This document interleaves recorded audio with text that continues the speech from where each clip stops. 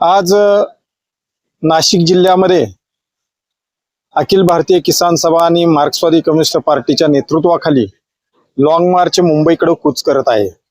गेल्या 6-7 महिन्यापासून महाराष्ट्रामध्ये वेगवेगळ्या प्रश्नांसाठी आंदोलन सुरू आहेत। विदर्भामध्ये अतिवृष्टीने झालेले नुकसान भरपाईच्या संदर्भात, कर्जमाफीच्या संदर्भात आंदोलन झालं। ऊस उत्पादक शेतकऱ्यांचं मराठवाड्यामध्ये आंदोलन झालं। पश्चिम महाराष्ट्रामध्ये हे जमीन अधिग्रहणाच्या संदर्भामध्ये शक्तीपीठसाठी जबरदस्तीने घेत असलेल्या जमिनीच्या संदर्भात आंदोलन सुरूच आहे। गेल्या आठवड्यामध्ये पालघर जिल्ह्यामध्ये चारोटी ते पालघर हजारो लोक चालत आली आणि त्या ठिकाणी ठिय्या मारून बसलेले होते।